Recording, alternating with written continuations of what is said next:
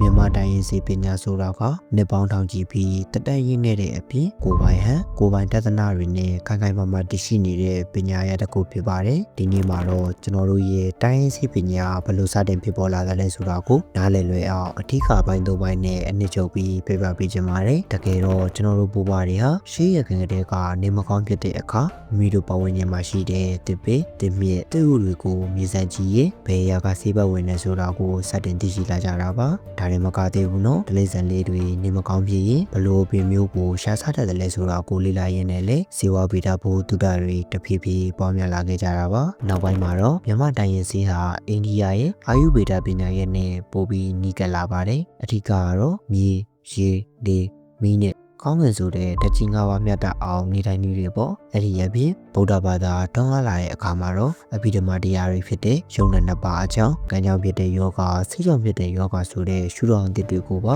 ပေါင်းစပ်ပြီးပုံမစနစ်ကြလာခဲ့ပါတယ်ခန္ဓာကိုယ်ထဲမှာရှိတဲ့လေတဲကြီးတလိပ်ဆိုတဲ့ဒေါသသုံးပါးမြတ်တာမှုရှိမရှိပေါ်မှာမူတည်ပြီးယောဂကိုခွဲခြားတာပဲဖြစ်ပါတယ်ဒါကိုအခြေခံပြီးမြန်မာပညာရှိတွေကဗုဒ္ဓကျမ်းဂန်လာကုထုံတွေစေဝဗေဒဆိုင်ရာကုထုံတွေနက္ခပေတင်နဲ့အချင်းကားချိပြီးကုသနေတွေနဲ့အစင်မြင်လောကီပညာရပ်တွေဆိုပြီးနေရာလေးပါးနဲ့စနစ်တကျပြုစုထောင်ခဲ့ကြပါတယ်အနှစ်ချုပ်အနေနဲ့ပြောရရင်မြန်မာတိုင်းရင်းစီဟာပကန်းခေတ်ကလေးကနေဒီနေ့အထိလူရန်လာမရွေးအားကိုးလာခဲ့ကြရတာပါပေမူပရပိုက်တွေကနေတဆင့်မျိုးဆက်တစ်ခုပြီးတစ်ခုလက်စစ်ကန်လာခဲ့တာကြောင့်အခုဆိုရင်ခေတ်မီပညာတွေနဲ့ပေါင်းစပ်ပြီးစနစ်တကျကျန်းမာရေးဆောင်ရှောက်မှုကဏ္ဍတစ်ခုအဖြစ်ဂုဏ်ယူစွာရည်တည်နေပြီဖြစ်ပါတယ်